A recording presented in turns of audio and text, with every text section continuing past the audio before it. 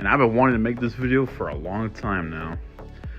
Basically ever since I saw it, but that was before your boy was on the YouTube. And sorry for the lack of videos, guys, but there hasn't been that much coming out. There was only like Furiosa, the Garfield movie. I'd rather go watch Garfield if I'm being honest. But don't worry, everything else is coming out later in the month, and then July, baby, July. But for right now, I want to make a DC video because I miss DC.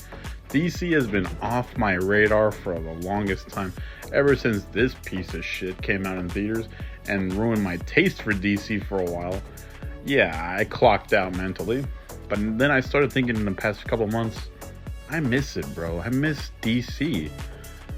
Now, what's should I revisit that's gonna scratch that DC itch?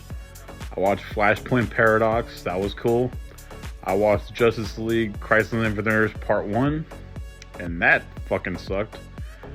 But then I came back to this.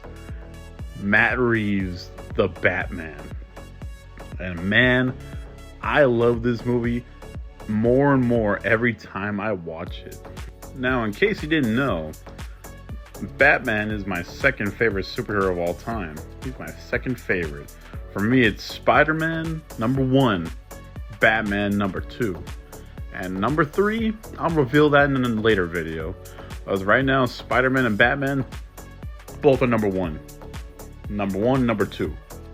Love those guys so much. And then when I heard about this movie coming out, I was hyped. Even right to the casting. The casting surprised me, and I was skeptical about a lot of it. Because these movies happened. But I always thought Robert Pattinson was a great pick for Batman, because not only can he pull that emo look off, he can also pull a very silent, stoic guy off. And that a brooding guy really well. And that's one of Batman's traits. And in this movie, he absolutely nailed it. Robert Pattinson's Batman is definitely my new favorite on-screen Batman. And he's definitely the most accurate Batman too. Like, it's kind of crazy. This movie loves and respects Batman, the character, so much that they just make such a satisfying movie. And then it shows everything that Batman would do in that situation, and I love it for that. And this being early Batman, this is a really good rendition of that. And also, Jim Gordon, Jeffrey Wright, he's really good too. I was skeptical about him at first because I never heard of him and I've never seen him in much, but I love his Gordon, and that's fantastic. You just can't help but love him. And they have that dynamic. Batman and Gordon have that dynamic, bro, and that's always great to see. In this, they feel like friends. They feel like they trust each other. Like, that's awesome. I always love that, especially down since the Arkham games and also the Dark Knight trilogy. I love the dynamic that's in there too. And this one, another great one. Maybe probably the best. Zoe Kravitz is Catwoman. She pulled it off really well, man. That's fantastic. I didn't expect her to be this well at being Catwoman. She's like a really likable Catwoman, because we haven't gotten a likable Catwoman since Anne Hathaway, I guess. Yeah, she did a good job. But Zoe Kravitz makes it her own. She does her own great thing. She gets such a femme fatale vibe, and she brought that to this character, you know.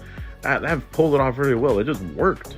Colin Farrell, bro, he locked the fuck in for this role. Like, as the Penguin. When I heard Colin Farrell was the Penguin, I was like, there's no fucking way. There's no way he's gonna look that good. There's no way he's gonna act that good. And he proved me wrong. Bro might act like a cartoon character at some parts, but he's supposed to be that. That's literally what the Penguin is. Especially this new gangster-like Penguin. I feel like we have new gangster Penguin like normalized since the Arkham games again. That was the first time I saw like a gangster-ass Penguin, and now we have him in this movie. And Colin Farrell pulls it off really well too, especially as that gangster type. It's great. Actually, maybe it is better that we have a cool gangster Penguin instead of weird Tim Burton centric Penguin. And I'll be tuning in for his TV show on HBO Max. I'm glad this movie gave us an actual good Riddler on film. Because, yeah, I love Jim Carrey. But was he exactly a scary, crazy... Well, he was crazy, but wasn't he exactly the most accurate Riddler ever? No, he wasn't. His riddles were weak as shit. He was just really eccentric just for the sake of it. Didn't really come across as that smart. But no, Paul Dano makes the Riddler not only really smart, he makes him creepy and chilling. It's just very nerve-wracking seeing Riddler and seeing how his whole plan is just gonna fold out, because he basically gets what he wants in this movie. His victims die for the most part, and his plan to blow up Gotham's like dams in the city and flood the whole city, that happens. So he basically somewhat gets what he wants, just until Batman came at the end and whooped all the ass. The characters in the movie are just great. Even Andy Serkis as Alfred, I really like that casting, because he brings that gruffness, that grizzled nature from that I feel like an Alfred could have. Because I seen the show Gotham, and that Alfred was like, he was not afraid to scrap. He wasn't like the old man grandfather butler type. He was a butler type, but he wasn't like helpless. He was like, if he needed to protect Bruce, he'd and scrap and get down with somebody, he'll do it. And I feel like Andy Serkis as Alfred might do that in one of these future movies. That'd be really cool. Number one thing Matt Reeves nailed besides Batman is Gotham City. Gotham City is the biggest shithole on the planet in this universe. Like, why are you even trying Batman at this point? Batman is like the only answer that'll bring this destructive city from the ground up. Like, he's the only solution, really. Gotham is so far gone, so shitty, so damaged. We need Batman, and this Gotham has for sure the best look in a movie. It's not Chicago, it's not New York, it's not a weird Tim Burton city like you would see in Beetlejuice. It's not a weird neon freaking spotlight ass skyrise city you would see in those Schumacher films. It's just dirty, grizzled, on the ground, destructive, dangerous city that we all know. And this movie nails it. I basically talked about everything I love about this movie and all the characters too. Let me just circle it right back to Batman, because I have some more thoughts on Batman. Robert Pattinson nails Batman. He does a great Batman. I love his Batman. He's the coolest Batman on film yet. But his Bruce Wayne is still yet to be desired.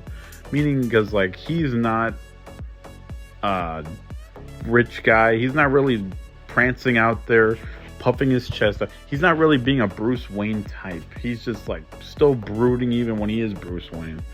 Big broody guy. I feel like people could piece it together that maybe Bruce Wayne is Batman, since he doesn't come out in Gotham that much anymore in this movie.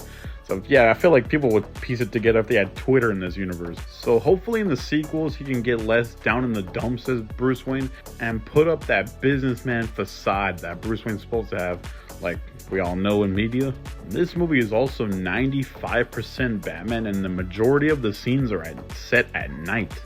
And that just, wow. I was like, I thought I would never get that in a Batman movie, and then this Matt Reeves gave it to me. I'm like, finally we're seeing this stuff in a movie. It brought me back to like the Batman cartoon and also Batman the animated series. It brought me back to, it's like a combination of the both, and it was just so awesome.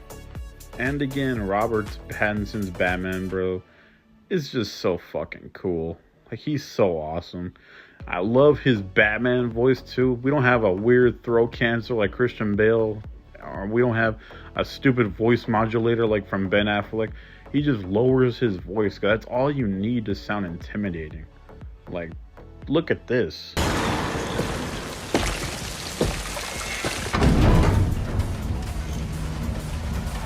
Know who I am? Yeah, I got an idea. I want to see the Penguin. I know what you're talking about, pal.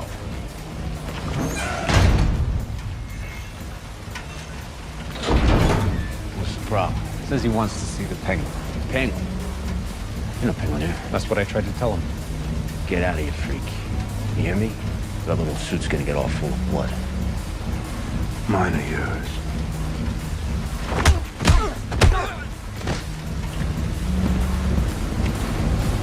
It's just so fucking cool. Like, bro, down to his footsteps, man. His footsteps are part of his dialogue. That is insane. Like, he just has such a dominant presence. But as of right now, I do have some cons. Like his cape. I don't like how his cape just looks so thick, and it doesn't even have the snipped teeth. It doesn't even have that, like, you know, traditional Batman cape. I want that look back for the second movie if they change the suit, because he doesn't have his glider cape. He just has a flying squirrel wingsuit, and I didn't like that because he ends up eating shit and falling on his face. I didn't like that at all. So I'm like, hopefully in the second movie they give him his traditional Batman cape when he glides with his cape all badass like. And also, please give him some better fight scenes. And I mostly say that because of the final battle. The fight scenes in the intro of the movie, those are good. Those are fine. It's just in the final battle, it just looks kind of weird, looks kind of choppy. Like, it looks like he's barely fighting these guys. It just looks like he's just swinging a gun around, and just when he kicks a guy in the face, looks like he just like floats over to him, and it's just weird.